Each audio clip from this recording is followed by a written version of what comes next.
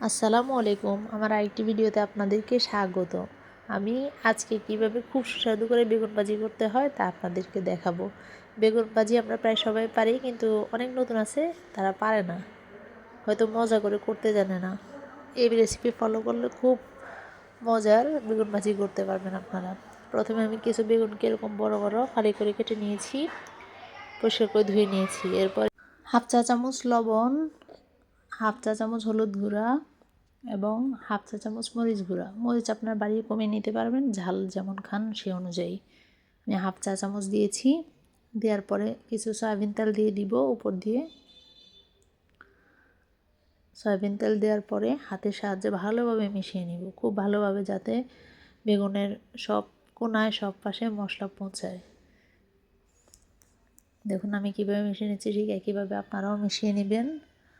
এভাবে মিশিয়ে নেওয়া হয়ে গেলে কিছুক্ষণ এভাবে রেখে দিবেন। রেখে দিলে এতে ভালোভাবে মশলাগুলো ঢুকে এবং লবণ ঠিকভাবে হয়।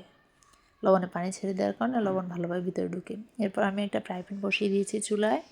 এরপর তেল গরম হয়ে আসলে এতে একটা একটা করে বেগুনগুলো ছেড়ে দিব। আমি সবগুলো বেগুন দিয়ে দিব। দিয়ে দেওয়ার পরে আগুনটা মিডিয়াম আঁচে রাখবো, খুব জোরেও না খুব আস্তেও না। তেল একটু পরিমাণে বেশি লাগবে, কারণ বেগুনে একটু তেল বেশি খায়, তাই একটু তেল বেশি বাড়িয়ে দেওয়ার চেষ্টা করবেন। এরপর একটু ঢাকনা দিয়ে রেখে দিব বেগুনটা সিদ্ধ হওয়ার জন্য। একটু সিদ্ধ হয়ে আসলে এরপর ঢাকনা সরিয়ে নিব। সরিয়ে নেওয়ার পরে এগুলো খুন্তির সাহায্যে উল্টে দিব এক পাশ। দেখুন আমার এক পাশ অনেকটা হয়ে গেছে। এভাবে উল্টে দিব। উল্টে দেওয়ার পরে কতক্ষণ এভাবে রান্না করব। রান্না করার পরে আবার এরকম ঊর্ধ্বনো পাশ এক পাশ করে আবার এই পাশ উল্টে দিব। যখন দেখব যে এটা ব্রাউন কালার হয়ে আসছে, তখন বুঝবেন যে এটা ভাজা হয়ে গেছে। আপনার চাইলে একটা খুন্তির সাহায্যে একটু মাঝখান দিয়ে চাপ দিয়ে দেখতে পারেন।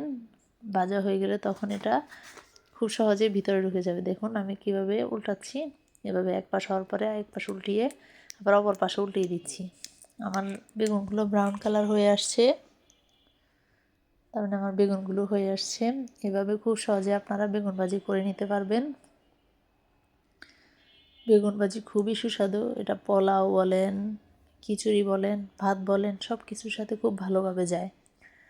এভাবে খুব সহজে এবং খুব সুস্বাদু করে বেগুন ভাজি করতে পারবেন আপনারাও। দেখুন আমার বেগুন ভাজি শেষ। আমার ভিডিও ভালো লাগলে like, comment, share and subscribe করতে ভুলবেন না। আল্লাহ হাফেজ। আসসালামু আলাইকুম। সবাই সুস্থ থাকবেন।